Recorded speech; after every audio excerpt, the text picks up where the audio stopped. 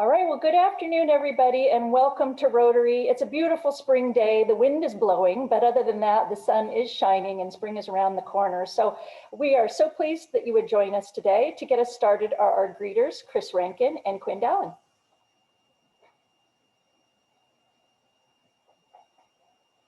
Hi, everyone. Welcome to Rotary. I'm very excited to learn more about crossword puzzles. Not as excited as my husband, who's here also as a guest, but welcome to all our guests and Rotarians.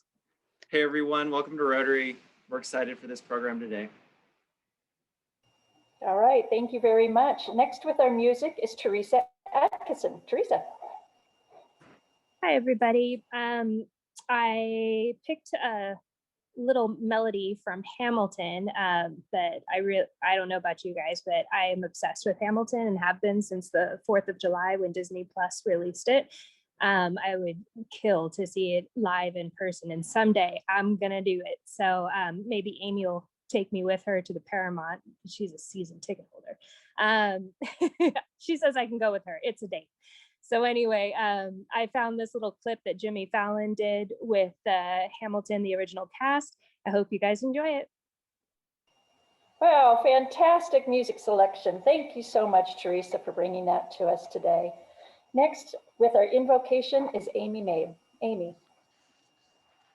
Well, I am jazzed from that Hamilton song. Let me tell you, woo! Love Hamilton. Thank you, President Jennifer.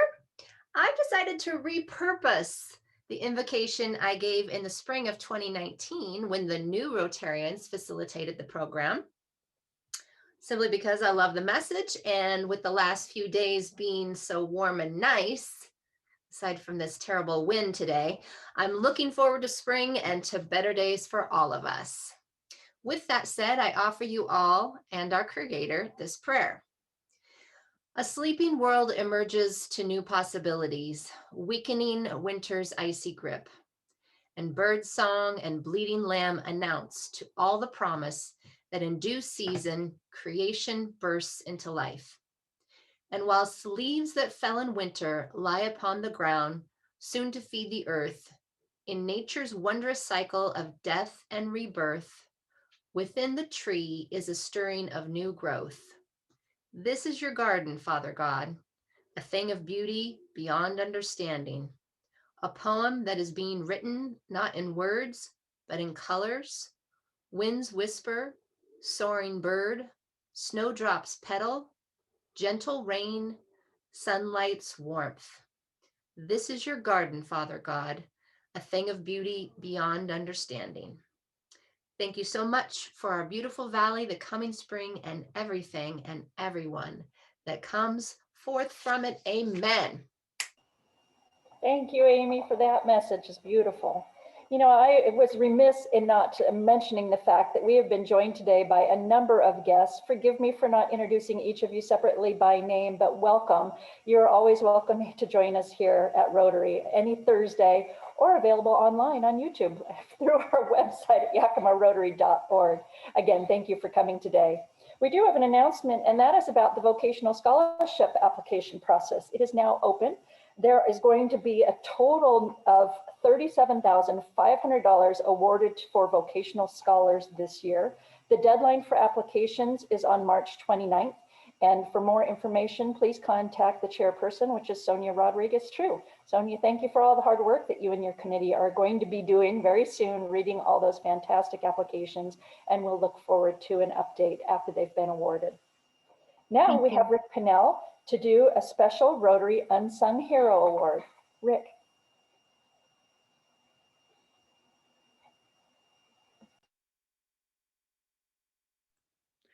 It's my pleasure to introduce this video of a very special presentation we did earlier this week for Bill Dewar.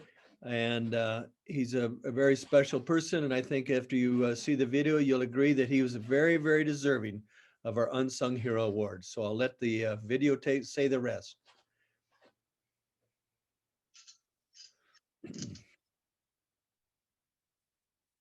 The Larson Gallery today for a very special event. But let me introduce you first to two people. This is Christy Dewar and her dad, Bill Dewar. And Bill is down here because he's helping Carolyn, he thinks, move boxes. and that's not what he's doing today. But the reason we're able to do this is because Christy and Carolyn have been on the same floor for 20 years of the Larson Gallery. So we were able to get Bill down here in some false pretenses, and I want to thank Christy for doing that. So let me tell you why you're here, Bill. Okay? Okay, Okay. I'm in trouble. It's my honor today to honor a true unsung hero. A person you would love as your neighbor. A person you'd love would be your dad. A veteran helping his fellow veterans. 80-year-old Bill Dewar was a design engineer at Hanford for 25 years. Even when driving every day to and from work, he was volunteering. He started volunteering for his kids' coaching his kids' soccer. Then after that, he's refereed for 15 years in soccer. Decades ago, for 15 years, Bill and some others did Operation Santa Claus. This was before Toys for Tots and all those other programs of today. This consisted of 3 months of hard work each year. The toys they received were used. So during October, November, they would wash them, they would fix them, and then they would even comb the little doll's hair. Then they would begin interviewing the families and categorizing the gifts. From there, wrapping them, and then to the final December, they became Santa Claus, delivering gifts to the children. As Christy told me, her dad was just emotionally as impacted as those children receiving their gifts. During Mount St. Helens blow and cleanup, Bill was our neighborhood official block captain, going house to house, helping in any way he could, encouraging and giving directions. He was at my house daily where there was no work being done, asking Mary Jo every day, "Where's Rick? Why isn't he on his roof cleaning that ash?" The same story, Bill. He has got to get his office buildings roofs first, and when he is done, he will be here. My being out of Captain Bill's eyes was a real stress element for him during the Mount St. Helens. You know, everyone in our neighborhood knows Bill, from taking care of our dogs, catching lost dogs, setting up the neighborhood watch, helping you with yard work, removal of snow, to watching your house when you're gone. Bill was also a member of the team that started the annual Barge Chestnut Halloween event, an event to block off the traffic in our neighborhood for a safe Halloween night for close to 1,000 kids. Every Halloween, you'll find Bill out directing traffic and making sure the kids are safe. Let me take a minute to tell you about another side of Bill. I'm not very handy at fixing things, and Bill is. Bill is actually an engineer, a New Yorker, and German. Because he can fix things, I would have him come over to help me many times. He was gladly there to help. My 15-minute project always then turned into about an hour-and-a-half project. Did I tell you Bill is an engineer and German? It's like asking Bill, could you show me how to change the battery in my watch? An hour later, he would be telling me all the structure of this watch, and we'd finally get to changing the battery. But you gotta love the guy.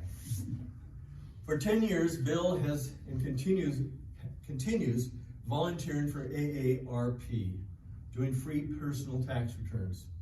An Army vet, Bill volunteers to help the Stand Down event, helping with his fellow veterans in a day-long event designed to help veterans find services in our valley.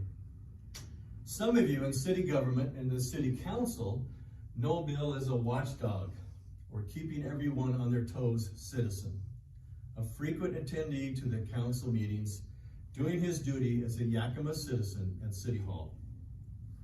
You know, Bill, you truly care for your fellow man and is always there to help in any way. Bill never asks nor expects anything in return. So today, Bill, the Yakima Rotary Club of Yakima honors you with this Unsung Hero Award. Rotary honors you for your outstanding volunteerism to your neighbors, fellow veterans, senior citizens, and youth of our community. You have made a positive difference in our valley. You exemplify Rotary's motto, service above self. Thank you, Bill. And you can say thank you, but that's all. Now I want you. I'm taking my mask off. So you know. Yes, thank you, everybody. I really appreciate it. Didn't expect it. I think I can honestly say that there's probably one more thing that you forgot. And I don't know if my daughter had anything to do with it, but I'm also on the board for the Yakima County Crime Stoppers Association. You know, but I really enjoy what I do, and I really appreciate what the Rotary is, you know, offering me today, because it is an honor. And I feel blessed, you know, God has taken care of me and my family.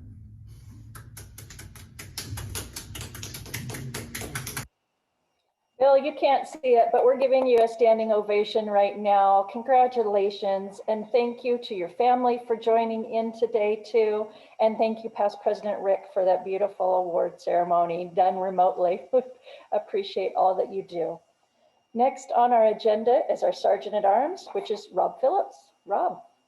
Thanks, Jennifer. Good job, Rick, and congratulations, Bill.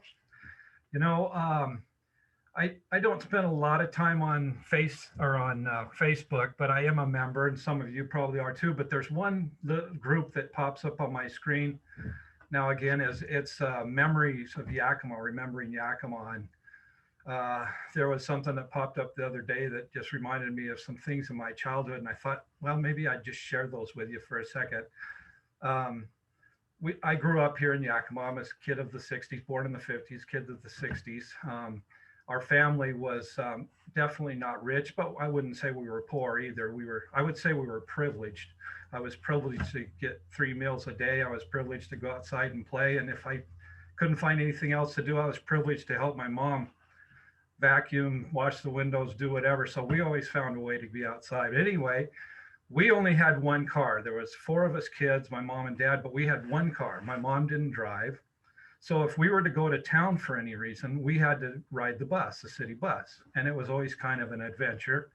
The only time I hated it was when I had to go on the bus down to the dentist. It just didn't care for that. But anyway, we'd hop on the bus. My mom would get all dressed up and in a dress and sometimes a hat and gloves and stuff. We'd go downtown in the bus. And as we were riding downtown, for some reason, I would always ask her if she had anything, a treat or anything. And she always had some gum in her purse.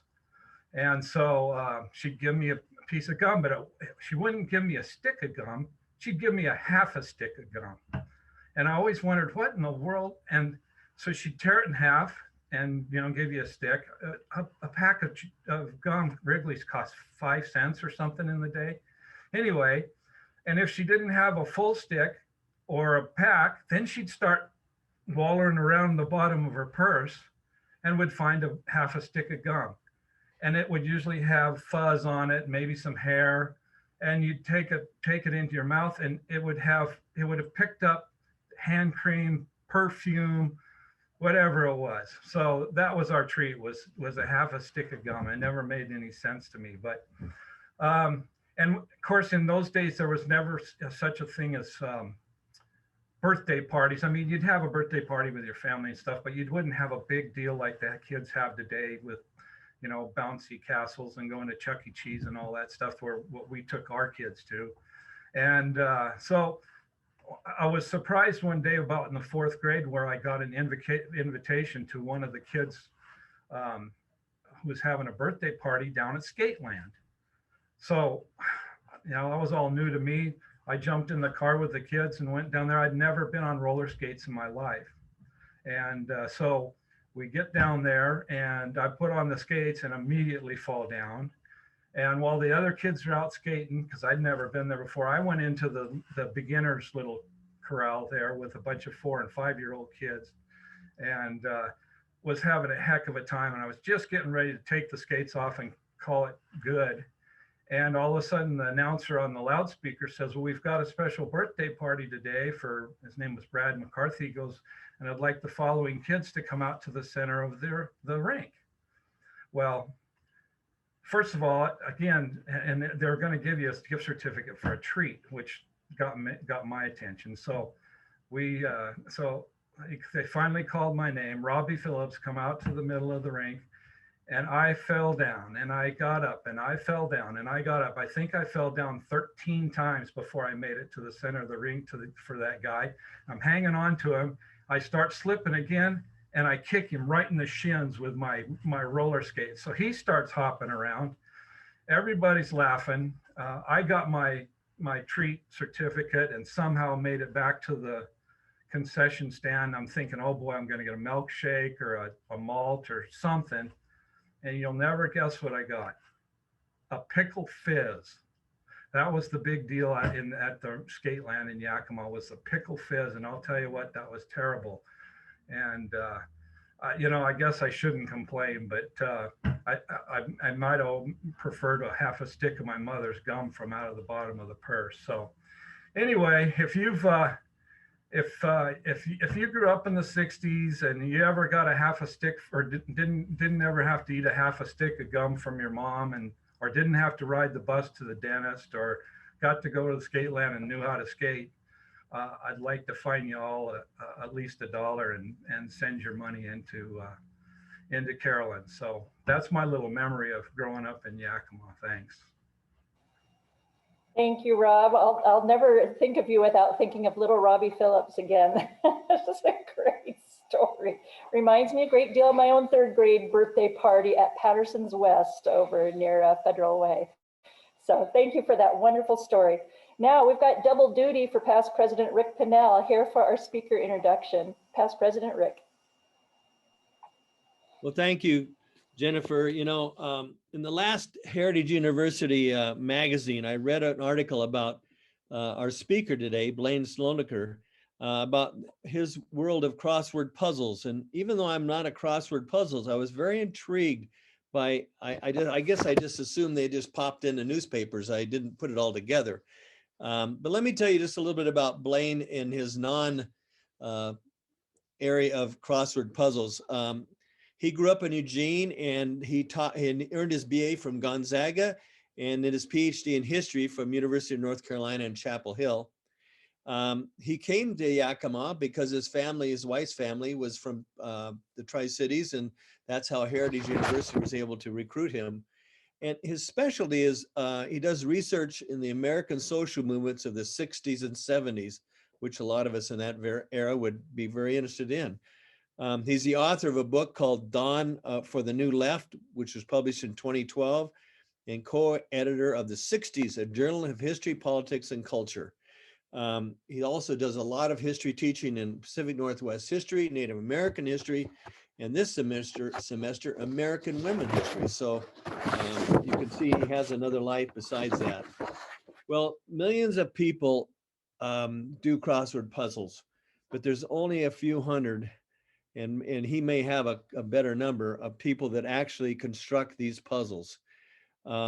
So Blaine has been published in the Wall Street Journal, Los Angeles Times, Universal Crosswords, Chronicle of Higher Education, and on March 4th, the Pinnacle, he will have his first crossword puzzle in the New York Times.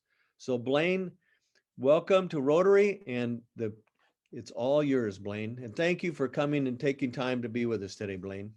Awesome, thank you for having me. Rob, I grew up in the 80s in Eugene, and I got half sticks of gun from my mom. So old habits die hard, I guess. And I also just want to acknowledge, talking in front of a bunch of leaders from Yakima, that my position at Heritage is funded from a really generous gift from Ted Robertson, who endowed a faculty position at Heritage. And I am the holder of the Ted Robertson Chair of Humanities. So just a shout out to his memory and to family and his relationship to you all. I don't know if he was a member of Rotary or not, but I'm grateful for that. And I'm going to share my screen.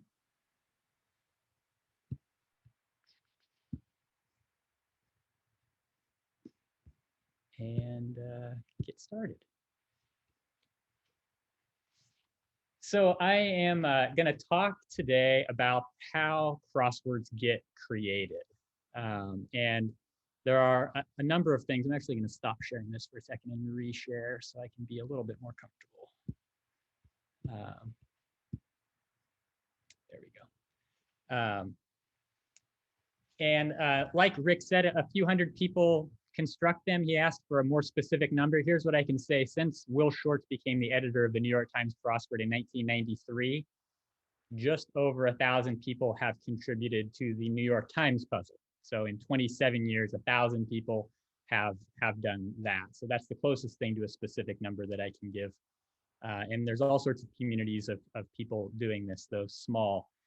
So I want to talk through basically the process by which a single puzzle gets created. And the example I'm going to use is from a puzzle I published in the Wall Street Journal last week, which is different than the one that went out in the newsletter. So people who solve puzzles, and I imagine there's many of you, probably have a sense of some of the basic rules for how a grid gets set up. One is that a puzzle grid has to be symmetrical. And in this case, what that means is if you take a grid and flip it over so that the top is the bottom and the bottom is the top, all of the black squares should be found in the same location as when it was right side up. So that's what symmetry means in this context. Second, all the words have to be at least 3 letters long. And no sections of the grid can be cut off by black squares from other parts of the grid. So those are the basic rules of construction. Here are 4 sample grids that I put together, and only one of them meets the rules. Can anyone sort of quickly note which one of them meets the rules?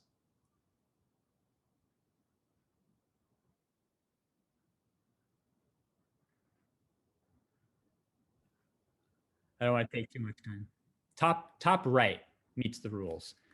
So the one on the top left has areas that are cut off from the rest of the grid. The one on the bottom left is an interesting grid and it's close to symmetrical, but the C in the middle would create a problem if it was flipped over. And then the one on the bottom right has 2 letter entries in a number of places. So only the one in the top right follows the rules. It's also worth noting that if a puzzle's theme is interesting enough and has a compelling enough reason for a rule to be broken, they can be broken, but those are comparatively rare. The other minor rules, you can't have words repeating. And that means if you have a word that appears in the grid, it should not appear anywhere in the clues. Those are called dupes, if they are, or duplicates. And there's some basic rules about how many words are allowed to be in a grid. So for a themed puzzle on a weekday, it's a 15 by 15 grid, and you are allowed to have up to 78 words. A Sunday puzzle is 21 by 21, and you're allowed to have up to 140 generally. And there are also some rules about how many black squares you are allowed to put into a grid. And again, as with all these rules, they can be broken in rare instances, but they generally aren't. So yeah, that's the basic setup. Most of what I'm going to talk about today relates to puzzles that have themes. Every puzzle I've published and every puzzle I have constructed, with a couple exceptions, have themes. In the New York Times, for instance, puzzles on Monday through Thursday have a theme. Friday and Saturday are themeless, so you're just supposed to have interesting words in them. And then the Sunday puzzle is themed also, but it's of a larger size. And it might seem counterintuitive, maybe not, I don't know, but most themed puzzles begin with the constructor coming up with a theme idea. That's usually the starting point.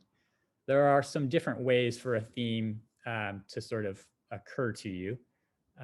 And the puzzle that I'm going to talk about today came from a line. It's actually a line that I encountered just watching baseball, but it's also most famous as a scene from the movie Major League. So here's a quick clip from that movie that will show you what the theme is that I'm going to talk about today.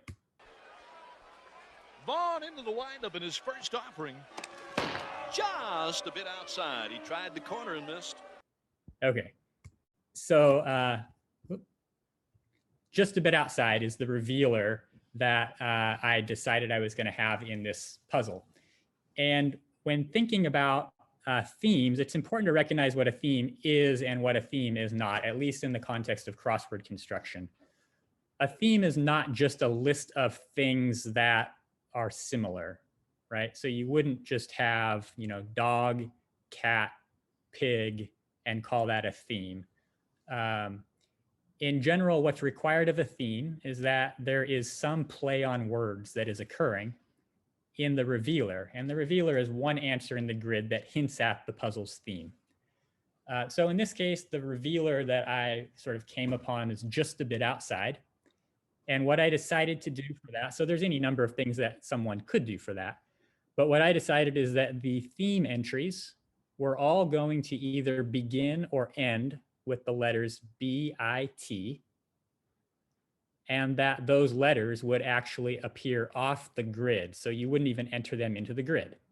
So just a bit outside. So it's a very literal application of that phrase, but it's tricky from the solving perspective when you don't know what's going on. So that's the first step, is figuring out what's the revealer, and then how is that revealer going to actually play out in the theme answers. Usually there's 4 or 5 theme answers. We'll see that in this one that I'm working with, there are 8 other theme answers. So the next step then from sort of doing that is figuring out, well, what are your theme entries going to be? The theme entries have to be symmetrically arrayed in the grid as well. So if there's one in the top left in the 3rd line down, the other one has to be in the bottom right in the 3rd line up.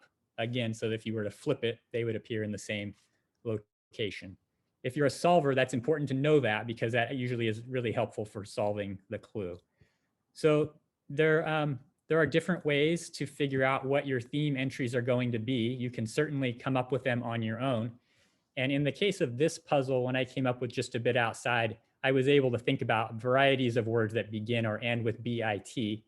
But you also need help. And there are databases that allow you to sort of get help in figuring out theme entries. So this is a database, Crossword Info. You have to subscribe to it. And if you type bit and then a star, it will tell you any words that begin with bit or phrases, and then go on from there.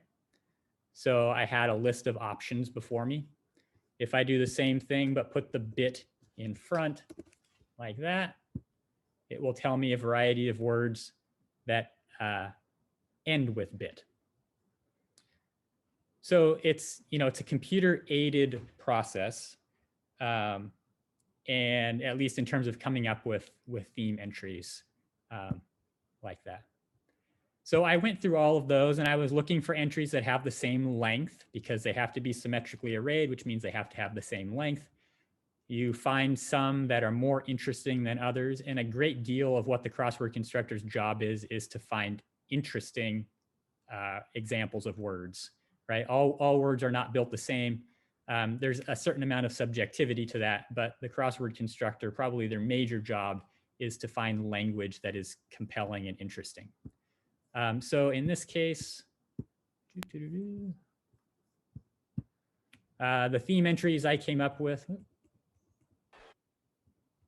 were bitter pills, good habit, Bitcoin ATM, Earth orbit, bit the dust, art exhibit, bit of honey, the candy bar, and Peter Rabbit.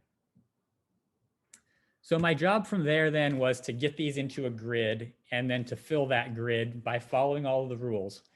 Crosswords have been around for a little bit over 100 years now. For most of that time period, people wrote them with graph paper and a pencil.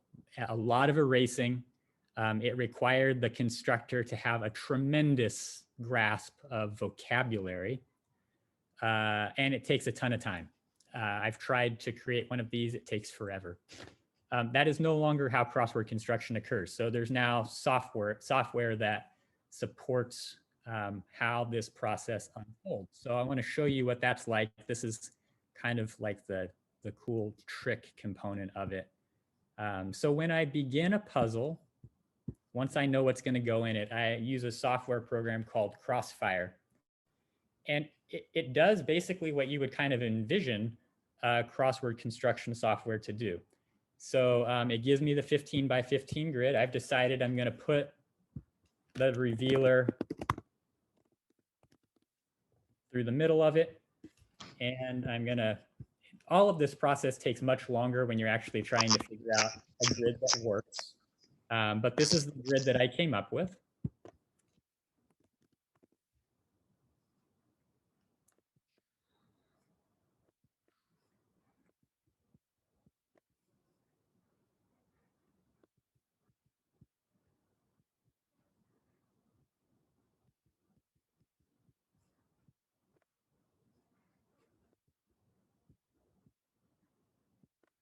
Okay, so that's what it was. Now, just to emphasize, like actually creating that grid took, I don't know, I would say probably between 30 minutes and an hour, figuring out where the black squares could go and allow for a fillable grid.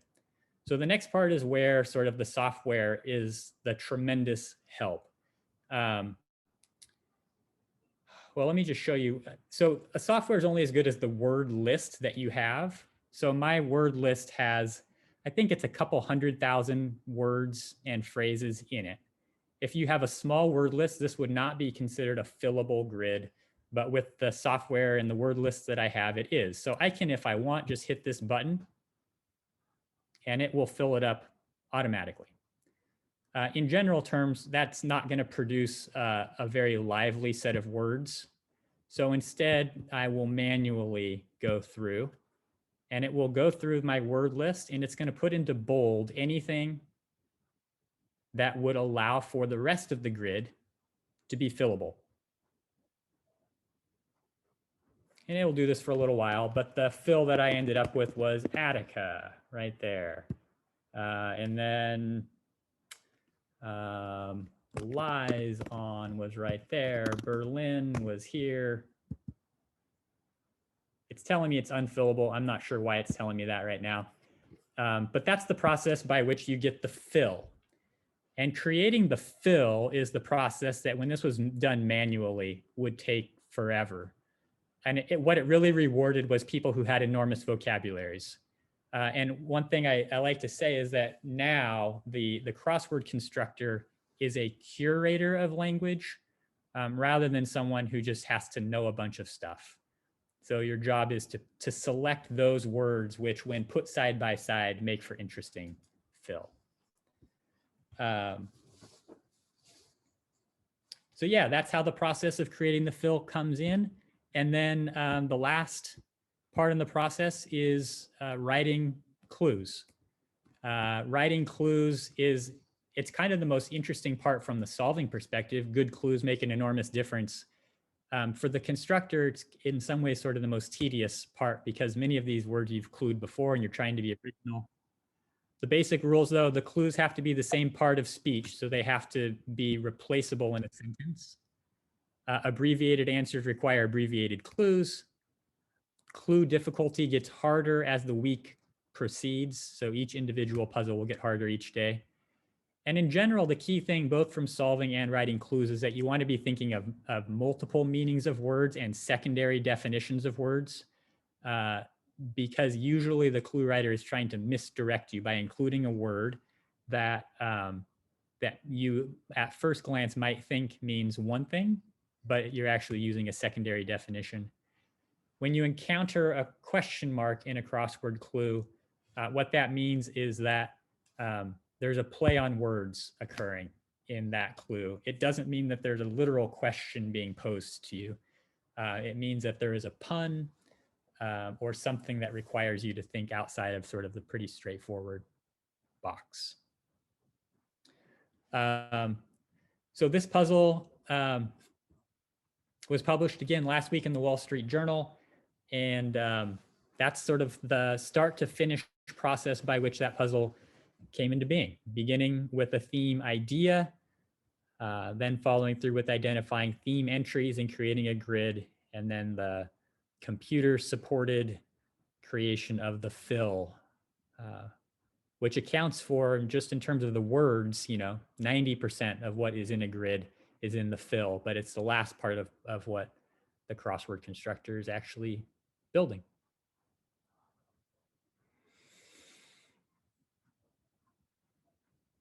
I'd love to answer any questions about that process or anything else about the crossword constructing world and community. Hey, Blake, I've got a question. A lot of the crosswords that I do will have circles over certain cells to create another clue within a clue. Can you talk about that process, please? Sure. Let me actually just pull up a grid that I'm working on right now to show you what that's like. File, new grid. No.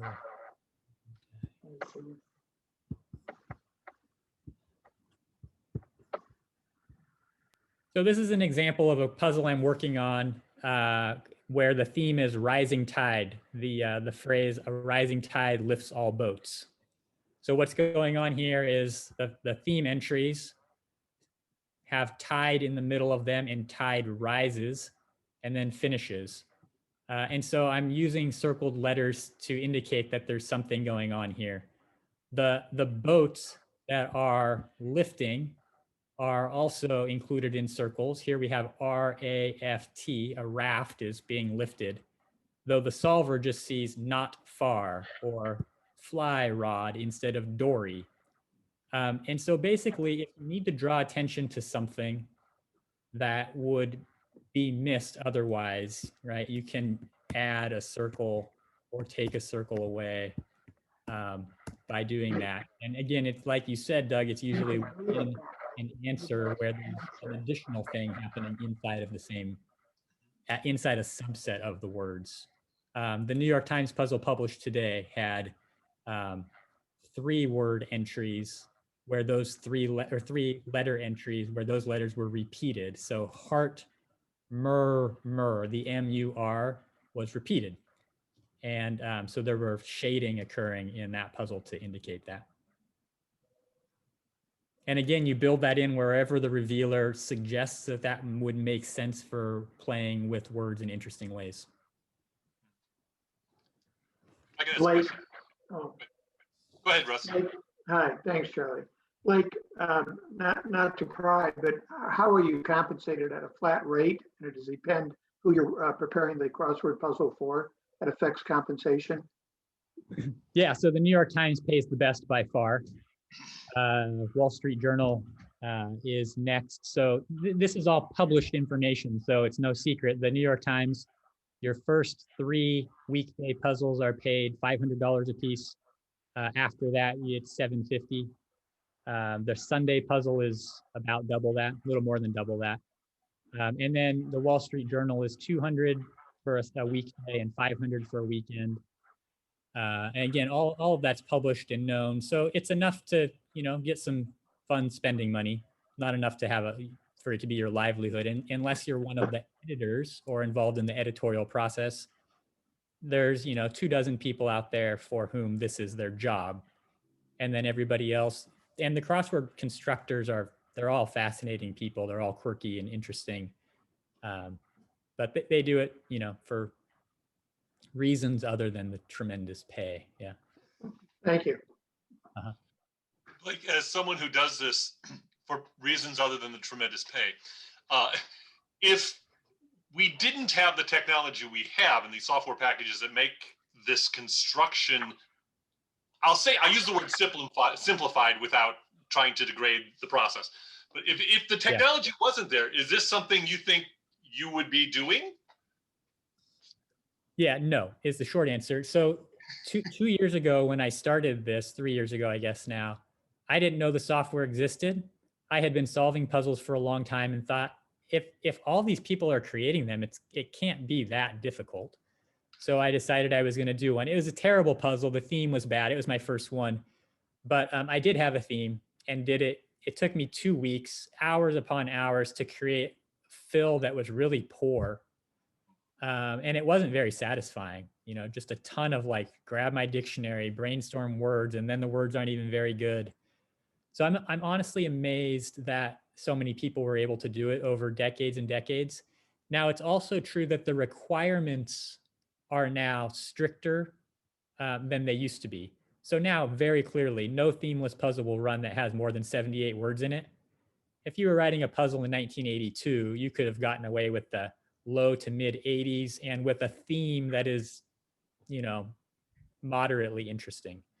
So the software clearly has produced a higher quality product, and it's a more, for me, it's a more I'm sure there was satisfaction in being really fabulous at filling a grid before, but it really limited the number of people who could be doing it.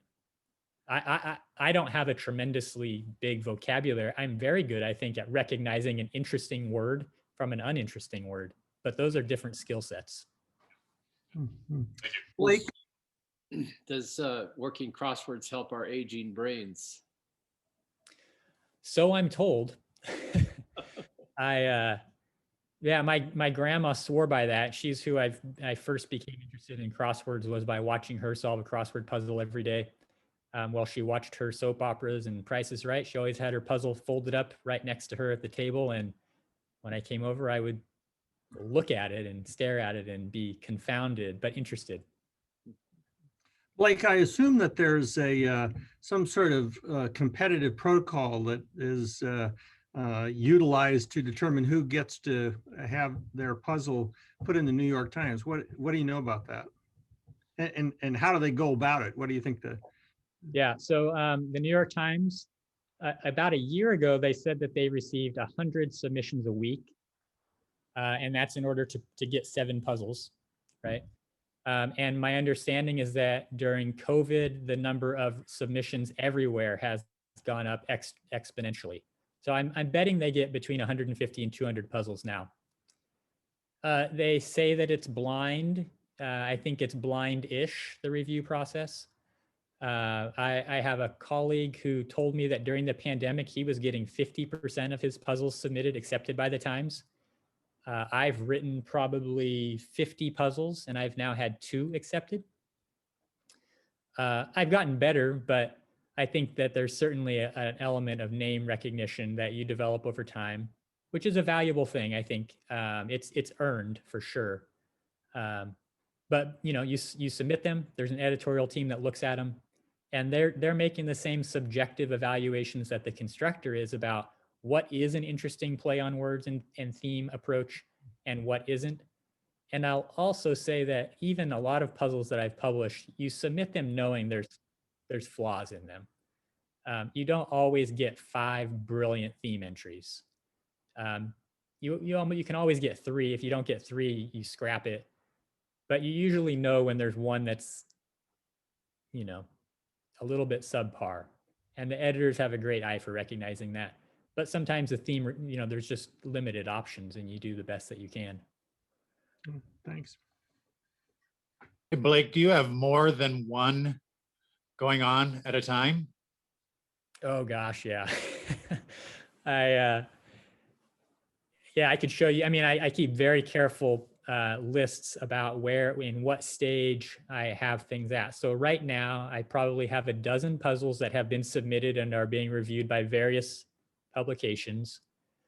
I have 2 themeless puzzles I'm trying to fill. I have probably 8 to 10 puzzles where I know the theme and I'm trying to just work through either getting better theme entries, building a grid that fits. I have a bunch that have been rejected and I'm trying to decide if I should be submitting them somewhere else. So I have tons going on all at once. And, you know, it's kind of arbitrary when I get excited about one and finish it. Because I have right now probably 6 puzzles where the fill is complete, the theme is complete. All I have to do is write clues. I'm just not in the mood to write clues right now, so I'm just waiting on those. So yeah, lots of things going on all the time. Blake, and you're teaching still, right? Yeah. I am teaching still, and I like to think that I'm still teaching well and effectively. Blake, do you do any of the ones that sometimes I both love and hate? I solve them all the time. I like crossword puzzles, but the ones where you have multiple letters and a space. Oh yeah. So those are called rebus puzzles. Mm-hmm. And I don't want to ruin the solving experience for people, but my puzzle that will be published next week in the New York Times is a rebus puzzle. And so just to reiterate what that means, a rebus puzzle means that there are some squares in the grid where multiple letters are entered rather than just one. And again, the revealer needs to say something to clue the solver into that. And the software actually facilitates that pretty easily. So I can go in and I can say for this grid, the letters, let's say I had a CIA themed puzzle. The letters CIA will be considered a single letter. And it will help with that fill process. I wouldn't rely exclusively on the software there. I do some other searching too, but I do create those. They're fun to create. Editors receive way more of those than they want because constructors love making them. I submitted one 2 days ago and the editor responded in an hour, which is super fast, and said, sorry, not interested. I get way too many rebus puzzles, so farewell. Blake, what's the average time for you to do, let's say, a puzzle?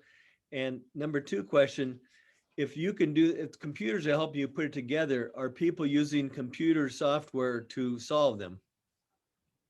So Rick, do you mean how long does it take me to solve, or how long does it take me to construct? I'm assuming construct. Yeah. It can vary so much. Last week, I got a puzzle idea right before going to bed. I woke up the next morning, the theme entries came to me in 30 minutes. A grid came to me 30 minutes after that. I wrote the clues. It was done in a day. That's very unusual. So it can be that fast. That's the fastest I've ever done. You know, if you're doing a Sunday puzzle where you've got 8 to 10 theme entries and something really complicated occurring in the grid, that'll take a couple months of off and on work, figuring out how to get it. I have one puzzle that's out for review right now where the entry begins across, then it goes down, and then it goes across further.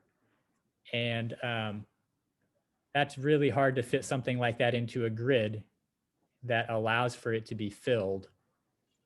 So that'll take forever, but you only work on a puzzle that long if you can see that it has a very high likelihood of publication. And I'm at the point now where I can recognize when a puzzle does.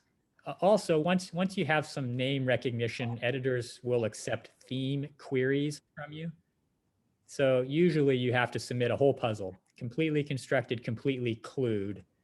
But once an editor knows you, they will allow you to just send an email saying, I've got this idea, here's the revealer, these are the theme entries, what do you think? Because once they know that you can do good work, if you've got a theme, they're confident you're going to be able to create good fill and write good clues. I don't know. Can you relate how this hobby of yours translates to your class and your students? Oh, well, it doesn't. I mean, it's the short answer. Other than, I mean, here's what I'll say. Crossword constructors have to have a good sense of humor, and they have to have a good sense of language. I mean, you kind of have to be an engaging, just kind of personality to have an interest in language like that. And those skills do translate into a classroom setting, I think. I haven't met a single crossword constructor who I haven't been drawn to as sort of a personality. They're wildly divergent types of people. But I think you find that with anything. Anyone who does something well and deeply, you know, they're compelling personalities. And a lot of teaching has to do with being a compelling personality, being able to communicate effectively with people. It's no different to communicate with students than it is to communicate with anybody else. So, I mean, really, it doesn't in any concrete way other than sort of general personality. Thank you. I have a quick one, Blake. Is crossword culture unique to Romance language countries or the West, or are there Arabic and Chinese and Japanese crosswords? Is it totally global, or is there a dominant part of the planet that where this is a big thing? That is such a good question, and I have no idea, really. Yeah. I do know, you know, the Romance languages are where I can confidently say there is a healthy crossword culture for sure. Yeah. I don't know beyond that. I don't know how it would work. It would take, you know, a few minutes of Google searching to figure that out. And actually, I'll probably do that after this meeting's over. What I will say is I don't know if any of you all try to solve ever British style crosswords. They're also called cryptic crosswords. The puzzles look similar to American style crosswords, but the clue writing rules and protocols are entirely different. I can't do those. I'm sure I could learn if I put a lot of time and effort into it, but they require a lot more consistent play on words in the clues. American style crosswords, a lot of the clues are very straightforward. You know, there's a single word answer that is a synonym for what you write in. No British style crossword or cryptic puzzle would have something like that. It's every clue is like a minor miracle to me when I look at those.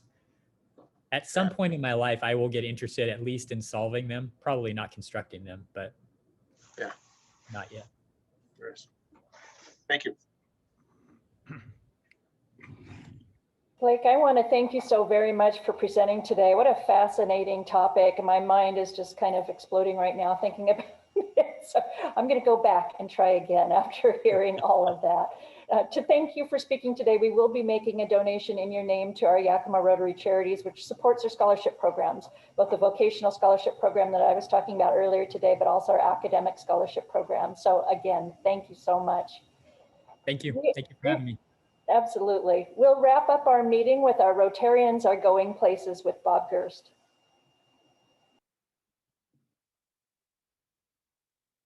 Carolyn, can you put my first slide up? Good afternoon, Rotarians Going Places. 10 to 12 of us each month have journeyed during the last few years with imagination in reading books. We started in May 2018, and at first I thought it was just the beer that got them to come. But even after our recent meetings have gone through Zoom, and okay, everyone brings their own alcohol, so there still is beer there. Our 10 to 12 participants stayed with the trip. Here are a few of the places we've gone to. Next slide. Leave the World Behind. This is a magnetic novel about two families, strangers to each other, who are forced together after what appears a cataclysmic world event which changed lives. The ending leaves the reader wanting more. Next slide. The Silent Patient. This is a shocking psychological thriller of a woman's act of violence against her husband and of the therapist who's obsessed with her motives and of the nerve-wracking twists of the final narrative. Next slide. River of Doubt. This is a book about Teddy Roosevelt's journey down the Amazon in Brazil. It's about courage, resilience, and adventure. Next slide. Caste. The author of this book argues that the current social and political landscape in America is similar to many caste systems around the world, notably India. And though we might not have started it, we did inherit it and have to deal with the issues to make progress on this situation. Next slide. Shoe Dog. This is an inspirational story of overcoming challenges to grow a company and many of its people quickly in uncharted times. Next slide. Where the Crawdads Sing. This book covers so many topics like growing up poor, our court system, nature, love, race issues, and revenge. A great murder mystery with several twists and turns before an interesting end. Next slide. We've really done many more journeys with our book club. And for many of us, it's a high point of our month. If you'd like to join us on the journey, send me a note. I'm in the blue book. Thank you. Bob, thank you for that and for all the great work that Book Club is doing. Very interesting to hear about all of those titles, and indeed encourage people who are interested to contact you directly. Thank you. Next week, we're going to be joined by 3 of our former inbound exchange students joining us from across the world. Can you just believe what we can do on Zoom? That's really going to be exciting. The following week, Ed Marquand is going to talk about community ambitions, setting the bar higher. And then following that, 2 more classification talks. Those are so wonderful. It's so great to hear from our fellow Rotarians. Tresses Shockley and Marisol Summers are going to be joining us for that meeting. So with that, go out, have a fabulous, fantastic day, and we are adjourned. Thank you, everybody. Have a fabulous weekend.